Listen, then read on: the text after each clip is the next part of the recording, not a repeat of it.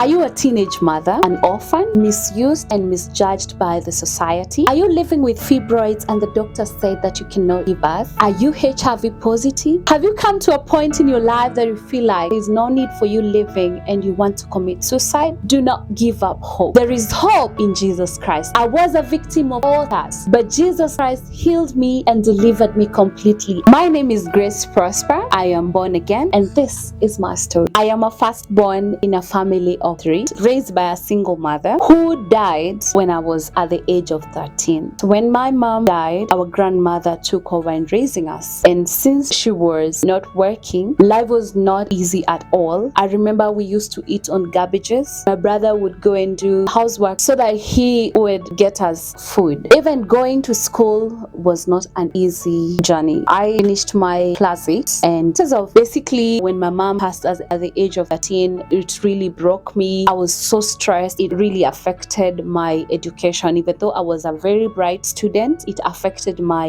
education in a way that I did not pass very well. My class 8, I got 251 marks. So after that, I was not sure about my secondary education because it was clear my grandmother was not working. But God, through his own miraculous ways, used my principal. Actually, how it happened is I was called to this private school and I didn't have a means to go. So one of my friends was like, oh, my mom wants me to go to a day school. There's a school called Kamiti Secondary, and this girl did not want to go to that school. And I was like, okay, fine. There is a school that I've been admitted to, and since I don't have school fees and I don't have hope of joining a high school, how about you take my letter and go with it, get an admission on my behalf? And I told her, okay, all the best, you will employ me. So this girl went to the school with her father, and when the principal saw the letter, she was like, we've been looking for this girl. You see the way God works. This is someone that doesn't know me. When my friend came back, she was like, the principal was like, she's been looking for you and you need to go to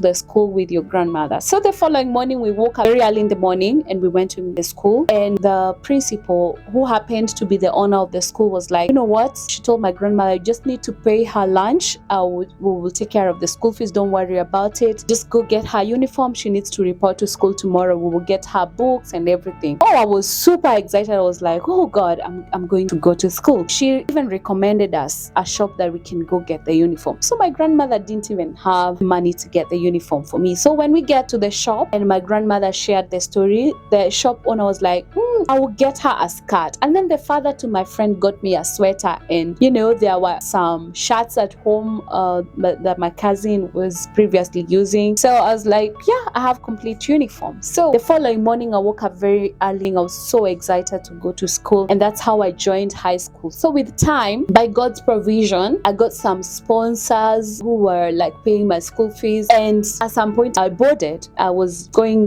day home and to school. Principal was like, when I got to Form 3, the principal was like, how about she stays here at school instead of going home because she needs to focus on her education? And I was like, yeah. My grandma was like, that's okay. So I boarded. At some point in my high school, I started my periods the second term of Form 1. I did not even have sanitary towels. I couldn't afford sanitary towels, and I remember I could use rags, and some days I would mess up my skirt and the students would be laughing at me, what is happening to you? Why are you not taking good care of yourself? And I was like, I wish they knew what I was going through. One of my friends who got really concerned, why am I soiling my skirts? And I shared my story, and she was like, from today, just make sure every time you don't have sanitary towels, just let me know. I'll be providing them. And that's how also God came through for me through my friend. I completed my high school by God's grace. I got a C+.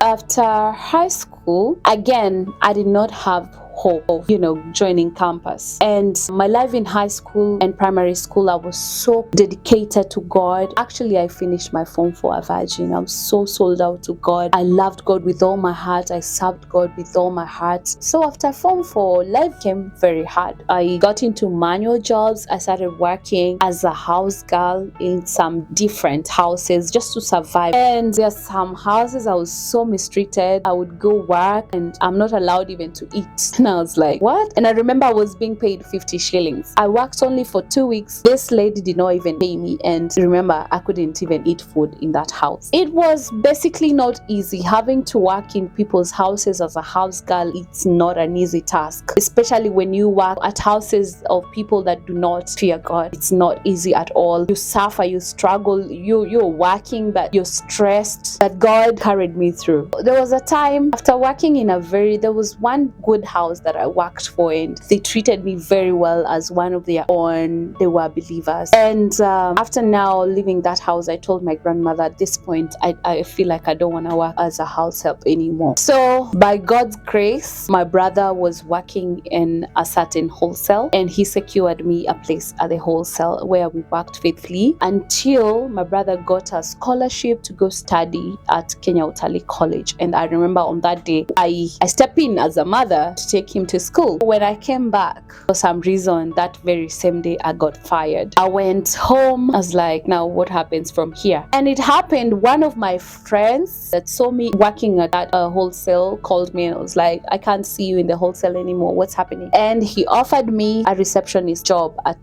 their clinic. And I started now working there. Life became a little bit easier because I was being paid better. I worked with them, and it was now I got involved with this guy, actually different guys. And at some point I got pregnant, but I didn't know. And it was during a time whereby I was preparing to go to school. I got a sponsorship, and I raised some funds, and I was just waiting for the reporting date. And it was during that time I fell sick. I didn't know I was pregnant, so I fell sick, and going to the hospital, I was tested of malaria and typhoid, and was given medication for typhoid. So when I went home, I took my medicine faithfully. The first day, second day, third day, fourth day, I started bleeding so profusely. One of the meds that I was using for typhoid, it's not supposed to be used by pregnant people, but I didn't know. So I started bleeding so profusely, and I was like, okay, maybe this is an abnormal menstruation. So the first day, second day, and it became so bad to a point that I could not walk upright. I was so much in pain just beneath my tummy. It was so painful, such that I could not walk upright. And I didn't even know who to share this with. I wouldn't share this with my grandmother. Well, how do I even start sharing this with her? So one of our family friends, actually, he was very close to my brother, and he happens now, because of my brother, I used to talk with the family. I decided to go to their place, and I shared with that man what is happening, and suspected an abortion, of which I didn't know. So he called my uncle, and my uncle called my aunt, and I was taken to the hospital. And while at the hospital, the doctor was like, we have to do a pregnancy test. They did a pregnancy test, and the doctors were like, you're pregnant and you're losing the pregnancy. It's like you were trying to commit abortion. It's like, what? I didn't know. I was like really shocked. The doctor was like, now we are going to just clean you up. It's already like coming out. We're going to clean you up.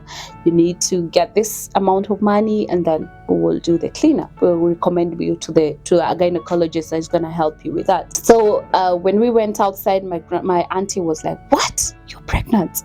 How did you even get pregnant? Everybody was shocked. Like, my aunt was really shocked because I was that innocent girl. Literally, they know the innocent girl was no longer innocent. My aunt told me, what? Just call the guy responsible. And I was not even sure that guy was the one responsible. I wasn't sure. So I called him, and he told me I'm not responsible, and he stopped even picking my calls. He told me, get the guy who is responsible for the pregnancy. It's not me. I was really broken. At that point, I felt like I wanted the earth to open up and swallow me alive, because I was like, how do I even face my uncle? How do I even face my grandmother? How do I even explain to the society what exactly happened? I was really, I don't know, like, I felt this is the end of me. This is the end of life. I'm supposed to report to school in 2 weeks. What is this now? So as we were walking with my auntie came home, and she told my uncle about it, and my uncle was really mad at me, was really angry at me. And it's normal. It was it was understandable, because I'm supposed to go to school, and these are the news they are getting. He really got mad at me. But either way, a parent is a parent. He provided money, and I went back to the hospital the following day, and they washed me, and I came back home now broken. And I remember nobody wanted to relate with me. I received a lot of when I came back, nobody even wanted to speak to me. I was again broken. Nobody wants to relate with you because you're here, you got pregnant, and you've undergone an abortion. I was a friend to no one. It was not easy. It was so painful seeing your own people who do not even want to relate with you, even at home, getting some treatments. I didn't like it, and I was so broken, and I was so looking forward, when is the day coming and I'll go to Eldoret, to my college. So the day came. I was so excited. I packed up, I left, and I went to Eldoret. Now this is a young girl, broken, with no friends. No one is there. No one is there to show you love. Everybody is judging you, and you're going to a place alone whereby no one knows you. You're going to start a life away from your family. But remember, you've left broken, you've left empty, you've left hurting, and you're going to a new place whereby you don't even know anybody. When I went to Eldoret now, I got an admission. I was living at the hostels, and now this is me. A new life started, and was still hurting. I was still going through a lot of stress, a lot of pain in my heart, knowing that I don't have anybody who believes in me anymore. Everybody is judging me. So here I am. I decided to live a reckless life. I was looking for love. I was looking for acceptance. I was looking for somebody that can tell me, what, Grace, you're still beautiful. You still got life ahead of you. I was looking for that, but it was nowhere to be found. So I started living a reckless life. Every weekend I would go out drinking. I would have sex with different men, and I didn't care. But every time I went back at home, at my house, I would sit on my bed and I would be crying, asking myself, what did I just do? I would come back to my senses, and then I would ask myself, what did I just do to myself? But anyway, I cry a little tears and move on, like nothing happens. Again, the following weekend, the same. It was the order of the day. I used to do that like it's my new norm, my new life. In 2011, I believe around October or November, I met this guy. I was walking back home from school. I met this guy. He stopped his car and he was like, hey, you're so beautiful, da da da da da.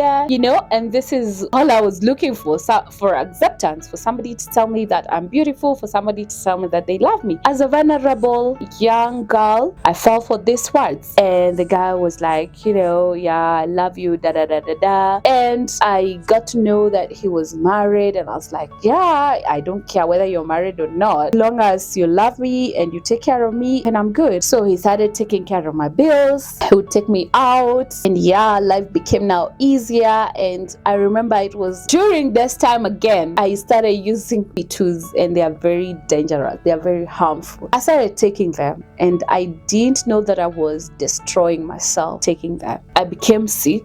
I started now bleeding profusely. Like my periods, I wouldn't say it was periods, because I was bleeding throughout. I would put on pads, still mess up my clothes. I would come from the bathroom. As I'm standing there, blood is flowing like water. I went to different gynecologists, but I did not get any solution so it was my new normal again. Bleeding, stopped for a few days, again back to bleeding. And I didn't know that now this was signs of fibroids. So we continued this relationship, and I remember during that same year, when I was coming for my holidays in December, the guy told me to go for a HIV test. I asked him, why can't we, go together? He said, no, I've gone for my test and I'm good. I became a little bit suspicious. Why is this guy telling me to go for a HIV test? I was like, anyway, it's okay. So when I came home, he even sent me money. He sent me money to go for the test. I went for the test, and oh my God, it tested positive. Like the doctor did it 3 times, different kits testing positive. And I was like, what? Anyway, it didn't even I was like, I don't think this doctor is doing it right. So I just blushed it off, assumed like nothing happened. I went home and told my grandmother about it, and my grandmother did not even take it serious either. So I was like, maybe that doctor did not know how to test. So I called the guy called me and asked me, how did it go? I said, it tested positive. And I was like, what? You've killed me with my family. Da, da, da. I was like, but I think the doctors did not do it right. So he like sounded like, I brought it to him. But later on, years later, I came to know, okay, no, it wasn't from me. So that was 2011. I went back to school in 2012. We continued life like normal with this guy. 2013, I completed my school and came back. Now, when I came back, I was like, no, I need to change my life. I need to go back, to God. I need to get born again. I need to go back to God. I need to, change my lifestyle. So in 2013, 2014, I went back to school and graduated. I told this guy I don't want anything to do with him completely. I told him, don't call me. I've decided to change. Forget about me. I want to change my life. So it's like, okay, if that's what you've decided, that's okay. After graduation, my brother offered me a job. He owned a studio. He offered me a job and I was like, yeah, sure. So I came, was living at the studio. I was sleeping there. And it was again during that time that I met this guy. I fell in love with him. And by the time I realized, I was again pregnant for him. But before I got pregnant, I remember there was this season. You remember the bleeding I talked about? I was still bleeding. So I was vulnerable because this guy was really taking good care of me. I remember there was a day I even fainted and he was the only one who was around me, take me to the hospital. And with time, I kinda fell in love with him. This was the first time that a scan was conducted and the doctor found out that I had fibroids. And she asked me, do you have a baby? Do you have a kid? I was like, no. And the doctors told me, now with your age, chances are actually very minimal for you to give birth because the fibroids are really growing so fast. They are really growing so fast. So it's what will happen here is you might not even be able to give birth. You might not be able even to conceive because chances are really very minimal. The fibroids are growing very fast. When I came from the hospital and now I was like now desperate to get pregnant. So I got involved with this guy and I got pregnant. And when I got pregnant now, at 3 months, I went to the hospital for my antenatal tests. And now, okay, of course, when you're going for antenatal, they have to conduct a HIV test. It tested positive. And this time, it really hit me so hard. Now, this time, it hit me so hard. I was like, oh, for real? I'm HIV positive for real? And the doctors are like, yeah, you need to come with your man for the test. So I came back home, I told my man about it and was so scared, he was so shocked. So we planned the following day, we went for the test. He turned negative while I turned positive and he was like, I will stand with you, no need to worry, I will stand with you. And the doctor's advice now I needed to start taking ARVs like immediately to protect the baby. So at the same month, I started bleeding. Like the bleeding, I thought now because I'm pregnant, the bleeding is gonna stop. It came back again. Bleeding while you're pregnant. It was very uncomfortable, very uneasy. So you're going through the first trimester of pregnancy and, again, taking ARVs and they are normally very strong and you're bleeding. It was really, really not easy for me. It was very hard for me. At some point, I even almost got depression. So I started bleeding again, go to the hospital, admitted for 2 weeks, discharged, still bleeding. And at around 5 months of pregnancy, again, I started, now the baby's water was coming out at 5 months and I was rushed to the hospital and I spent the night there. The following morning, a scan was conducted and the doctors confirmed that I had lost the pregnancy. The baby had died in the womb. I asked now, what happens from here? Also, there's nothing else. We're going to induce labor and you're going to push a dead baby. Guys, it was painful, very painful. And I remember it was during that time I called when the man, I was the father to the baby that I was carrying. When he came to the hospital, I told him, no, at this point, I don't think there is anything that is putting us together. I've lost the baby. I'm HIV positive, you're HIV negative. How about you just, leave me and move on with your life? Let me die let me die my own death, just move on with your life. And he was like, no, no, no, I'm not going to leave you, da da da da da da. So he left, and that evening I was booked in for to be induced to push out the baby. And the baby came out after a couple of hours. Then again, I bled so heavily until I turned very pale, and I would hear voices out. It's like I was losing consciousness. It's like I was dying right there in the hospital. The placenta did not come out, and they were like, I had the doctor say from afar, I think we are losing her. They said we need to rush her to the theater. So I was taken to the theater. They pulled out the placenta, and I was taken back to the ward. I lost consciousness, and then after a couple of hours I woke up, and they observed me for a couple of days, and then I was discharged to go back home. So here I am, recovering again from losing my baby, still bleeding, and I was again I was broken.